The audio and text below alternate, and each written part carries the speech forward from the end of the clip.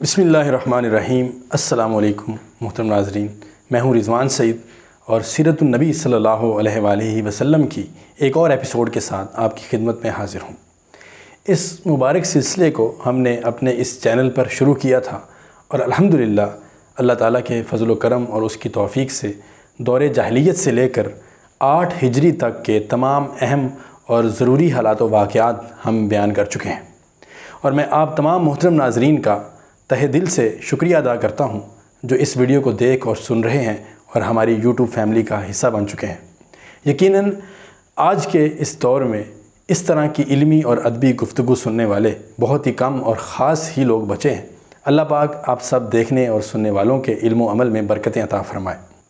محترم ناظرین، آج کی اس مختصر سی ویڈیو میں رئیس المنافقین عبداللہ بن ابی ابن سلول کی موت کا تذکرہ کریں گے اور آپ کو بتائیں گے کہ یہ شخص جو کہ منافقین کا سردار تھا، جس نے ہر موقع اور میدان میں مسلمانوں کو ذکر پہنچانے کی کوئی کسر اٹھا نہ رکھی تھی، اور کئی مرتبہ اس کی منافقت کا بھانڈا بھی پھوٹ چکا تھا، مگر اسلام کا لبادہ اوڑھ کر یہ منافق شخص اللہ اور اس کے رسول صلی اللہ علیہ وآلہ وسلم یا مسلمانوں کو تو کیا بلکہ اپنے آپ کو ہی دھوکے میں ڈالے ہوئے تھا۔ تو جب اس کی موت آئی تو اس وقت رحمت للعالمین صلی اللہ علیہ وآلہ وسلم کا کیسا طرز عمل تھا اور آپ کی رحم دلی کا عالم کیا تھا، یہی سب کچھ آج کی اس ویڈیو میں ہم دیکھیں گے، لہٰذا اس ویڈیو کو آخر تک ضرور دیکھیے گا۔ محترم ناظرین، عبداللہ نامی اس شخص کی دادی کا نام سلول تھا اور وہ بنو حبلہ کا سردار اور یثرب کا ذی اثر آدمی تھا۔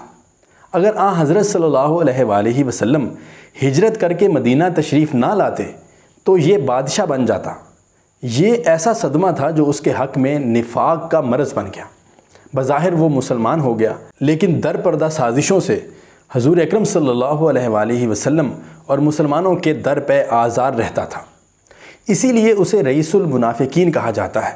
جب وہ مرض الموت میں مبتلا ہوا تو آن حضرت صلی اللہ علیہ وآلہ وسلم اپنی عادت کے مطابق اس کی عیادت کے لیے تشریف لے گئے۔ اس نے حضور صلی اللہ علیہ وآلہ وسلم سے درخواست کی کہ کفن کے لیے اپنی قمیص عنایت فرمائیں اور اس کے جنازہ کی نماز بھی پڑھائیں۔ آپ صلی اللہ علیہ وآلہ وسلم نے دونوں باتیں منظور فرما لیں۔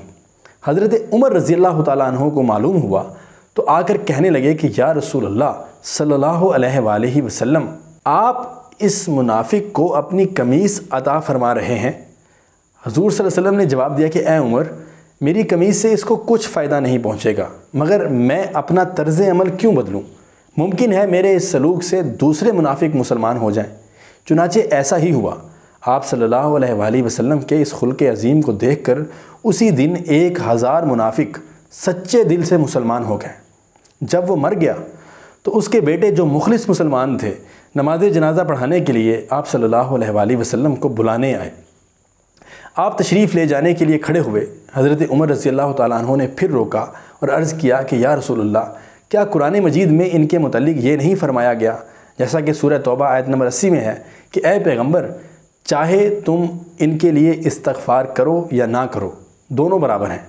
اگر 70 بار بھی ان کے لیے استغفار کرو گے تب بھی اللہ ان کو نہیں بخشے گا۔